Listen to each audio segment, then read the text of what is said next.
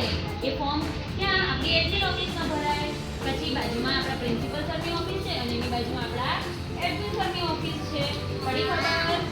તો ચલો આજે હું તમને બધાની ઓફિસ બતાવ્યો. ચલો હવે હર્ષને ગુડ આફ્ટરનૂન કહો. જો આપણે થોડા દિવસ પહેલા કોમ્પ્યુટર લેબમાં ગયા હતા ને, હા, તો જો આપણી એડમિન ઓફિસમાં પણ એક આવું કોમ્પ્યુટર રાખવામાં આવે છે જેમાં તમારી બર્થ ડેટ છે, તમારું નામ છે, તમે કયા ધોરણમાં ભણો છો એ બધું આ કોમ્પ્યુટરમાં રાખવામાં આવે છે. ચલો એડમિન સરની ઓફિસ છે. આપણા એડમિન સરનું નામ છે રોહન સર. શું છે? હા, ચલો હવે આ આપણા એડમિન સરની ઓફિસ છે. તો ચલો હું તમને એડમિન સરની ઓફિસ બતાવું. ચલો બધા ધીમે ધીમે. જો આપણા એડમિન સરની ઓફિસ છે. આપણા એડમિન સર છે ને અહીંયા બેસે છે. જો આ ખુરશી છે ને એમાં આપણા એડમિન સર બેસે છે. પડી ખબર બધાને? અને આપણા એડમિન સરનું નામ શું છે? રોહન સર. શું છે? સરસ. હવે આપણે ક્યાં જવાનું છે? પ્રિન્સિપલ સરની ઓફિસમાં.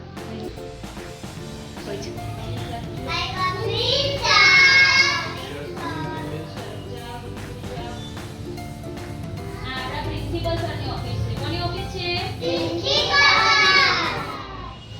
કેમ છો? બધા મજામાં છો?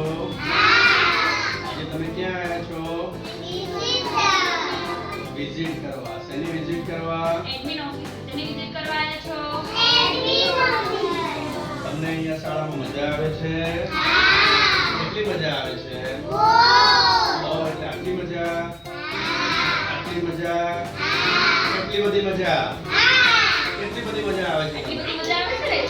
અરે વાહ. જનરલ રજિસ્ટર છે. જનરલ રજિસ્ટરમાં તમે જ્યારે પણ આપણી સ્કૂલમાં દાખલો લો છો ને, એડમિશન લો ને, ત્યારે આમાં તમારું નામ નોંધવામાં આવે. બરોબર? આમાં નામ નોંધે, તમારું સરનામું, તમારું એડ્રેસ નોંધે, તમારી જન્મ તારીખ એટલે કે તમે કયા દિવસે જન્મ્યા છો ને એ આમાં નોંધવામાં આવે. બરોબર? પછી આમાં તમારા મમ્મીનું નામ પણ હોય, પપ્પાનું નામ પણ હોય, મમ્મીનો ફોન નંબર હોય, પપ્પાનો ફોન નંબર હોય, બધું જ આમાં લખેલું હોય. ચલો આમાંથી હું કોઈ પણ એક વિદ્યાર્થીનું નામ બોલી બતાવીશ. હો ને? જે પણ વિદ્યાર્થીનું નામ બોલું એને આંગળી ઊંચી કરવાની. કરશો ને? સરસ. ચલો હિમાંશી. જો હિમાંશી તારા પપ્પાનું નામ દિનેશભાઈ છે ને? જો છે. પછી તારા મમ્મીનું નામ સીમા દેવી છે? સરસ. પછી જો એની બર્થ ડેટ છે. એની બર્થ ડેટ છે 29/8/2019. જો એવી રીતે આમાં બધું જ લખેલું હોય. પડી ખબર? પછી જો તમે લોકો બહુ વાત અને બહુ તોફાન કરો છો ને. આ તમારો ક્લાસ છે કે નહીં? આ તમારો ક્લાસ. આ ક્લાસની અંદર તમે બેઠા હો છો. અમુક બાળકો મસ્તી કરતા હોય છે, નાસ્તો કરતા હોય છે. બરાબર છે? ફરીથી બધું ધ્યાન રાખવું જોઈએ. કોણ બાળક તોફાન કરે છે? બંસી તોફાન કરે છે કે ના? કોણ બાળક તોફાન કરે છે તમારા ક્લાસની અંદર? તો બધું જ અહીંથી દેખાય છે. તમને ખ્યાલ આવે છે? તમારા ક્લાસની અંદર કેમેરો છે. કેમેરો શું કરે છે? અહીંથી બધું જ દેખાય છે. જો ધારો કે તમારા ક્લાસની અંદર કોઈ પણ વ્યક્તિ તોફાન કરે છે, તમે ડાન્સ કરવા જતા હોય, અત્યારે જુનિયર કેજીના બાળકો છે, જુનિયર કેજીના બાળકો અહીંયાથી દેખાય. હવે ધારો કે અહીંયાથી આવે છે અવાજ? તમે જે પણ બોલો છો, જે પણ મસ્તી કરો છો, ખબર પડે છે અમને અહીંયા. ખ્યાલ આવે છે? હવે પછી આપણે ક્લાસની અંદર મસ્તી કરવાની. મસ્તી ક્યાં કરવાની હોય? પ્લેગ્રાઉન્ડની અંદર. જ્યાં તમને રમવા લઈ જાય છે ત્યાં મસ્તી કરવાની હોય. એટલે તમે આજે વિઝિટ કરવા આવ્યા છો એડમિન ઓફિસની, તેની અંદર બધા રેકોર્ડ જોઈ લેવાના છે. તમને જે ફી તમારી હોય, ફીની પાસબુક જોઈ લેવાની છે, એનો રેકોર્ડ ક્યાં રાખવામાં આવે છે, તિજોરી જોવાની છે. આ બધી જ માહિતી તમને તમારા મેમ સમજાવી દેશે. અને બધા અહીં એડમિન ઓફિસની અંદર વિઝિટ કરવાની. મારું નામ બધાને ખ્યાલ છે? શું નામ છે મારું?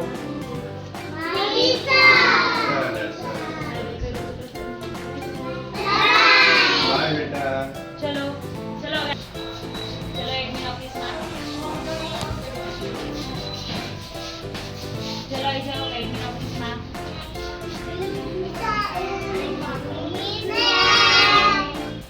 ચલો આવી જાઓ મમ્મી. જો આપણા પ્રાચી મેમ છે. બધા એમને ગુડ આફ્ટરનૂન વિશ કરો. સરસ. જો તમારા મમ્મી પપ્પા જ્યારે જ્યારે તમારું એડમિશન લેવા અહીંયા આવે ને ત્યારે આવું ફોર્મ હોય. આપણી સ્કૂલનું આ એડમિશન ફોર્મ છે. એડમિશન ફોર્મમાં જો તમારું નામ લખે, તમારા પપ્પાનું નામ, તમારા મમ્મીનું નામ, પછી તમારી બર્થ ડેટ લખે, તમારી બર્થડે છે ને બર્થડે એ લખે, પછી અહીં તમારો ફોટો લગાવવાનો જો, પછી અહીંયા પાછળ તમારા પપ્પાનો ફોટો અને અહીંયા મમ્મીનો ફોટો લગાવ્યો ને બધાએ. હા, પછી એવી જ રીતે પછી પ્રાચી મેમ આવી રીતે ફોર્મ ભરાવે અને પછી આવી રીતે આ ફી છે ને ફી તમારા મમ્મી પપ્પા ફી ભરે ને. હા, તો પછી તમે કયા ધોરણમાં ભણો છો? તો કે સિનિયર કેજીમાં. સિનિયર કેજીમાં તો સિનિયર કેજીની ફી બતાવે મેમ, બરોબર? ચલો હવે પછી આ ફોર્મ ક્યાં મૂકવાનું? આ ફોર્મ છે એ ક્યાં મૂકવાનું? તો કે હું ચલો તમને બતાવું કે આપણે આટલા આ એક ફોર્મ છે, આવા બહુ બધા ફોર્મ છે. તમે આટલા બધા લોકો છો ને, તો આટલા બધા ફોર્મ ક્યાં મૂકવાના? તો ચલો બહુ મોટી મોટી ફાઇલમાં આ તિજોરીમાં મૂકે છે. તો ચલો હું તમને તિજોરી બતાવું હવે.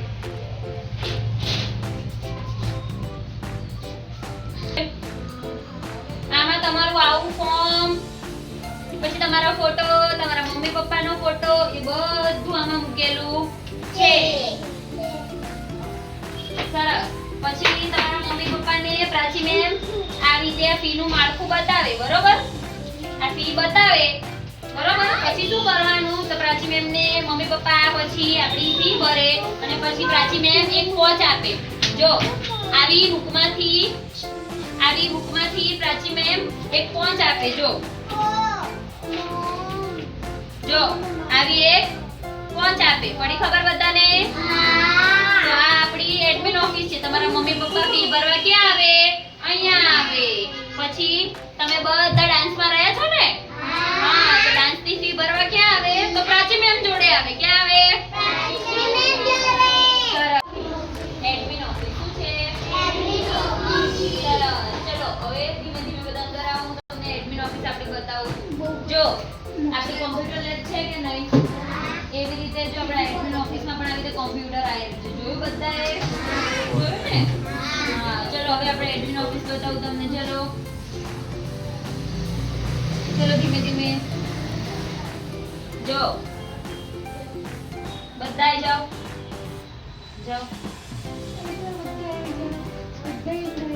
જો આ આપણા એડમિન ઓફિસના મેમ છે પ્રાચી મેમ. ગુડ આફ્ટરનૂન કો બધા એમને.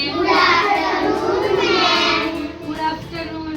અને આ આપણા એડમિન ઓફિસના સર છે હર્ષ સર. કરો ગુડ આફ્ટરનૂન. જો આ આપણી એડમિન ઓફિસ છે. જ્યારે તમારા મમ્મી પપ્પા તમારું એડમિશન લેવા આવે ને ત્યારે તમારા મમ્મી પપ્પા અહીંયા બેસે અને પછી એક ફોર્મ ભરે. જો આવું ફોર્મ ભરે તમારા મમ્મી પપ્પા. જોયું બધાએ? આવું ફોર્મ ભરે પછી અહીંયા તમારું નામ લખે, તમારી બર્થ ડેટ લખે, બરોબર? પછી તમારે કયા ધોરણમાં જવાનું છે એ લખે, પછી અહીં તમારો ફોટો લગાવે. પછી જો અહીં પાછળ મમ્મીનો પપ્પાનો ફોટો અને પછી મમ્મીનો ફોટો, બરોબર? પછી આ આવી રીતે ફોર્મ ભરે ને, હે ને? પછી એ ક્યાં મૂકે? જો એ પછી આવી એક મોટી મોટી ફાઇલની તિજોરી છે આપણે ત્યાં. અહીંયા જો બતાવું. જો આ તિજોરીમાં મોટી મોટી ફાઇલ છે. જોઈ બધાએ? જોઈ ને? આ ફાઇલમાં છે ને તમારું આવું આ જે હોય ને ફોર્મ એ મૂકે. પછી એમાં તમારો ફોટો હોય, તમારું આધાર કાર્ડ હોય, બધું જ હોય. ખબર પડી બધાને? પછી તમારા મમ્મી પપ્પાને આ પ્રાચી મેમ આવી રીતે ફોર્મ ભરાવડાવે અને પછી આવી રીતે આમ જો આ ફી નું માળખું સમજાવે. જો નર્સરી, જુનિયર કેજી ને સિનિયર કેજી. જો આવી રીતે છે ને ધોરણ. હા, તમે કયા ધોરણમાં ભણો છો? બસ. પછી પ્રાચી મેમ એમ કે સિનિયર કેજી ની ફી આટલી છે. પછી આવી રીતે પછી તમારા મમ્મી પપ્પા અહીંયા આવીને ફી ભરે. તો ફી ભરે ને તો પ્રાચી મેમ આવી બુકમાં જો પોંચ બનાવે. તમારા ફી ની પોંચ આવી બુકમાં બનાવે પ્રાચી મેમ. ચલો હવે જેમ આપણે આ એડમિન ઓફિસની મુલાકાત કરીને એમ હવે આપણા પ્રિન્સિપલ સરની ઓફિસની મુલાકાત કરવાની, બરોબર?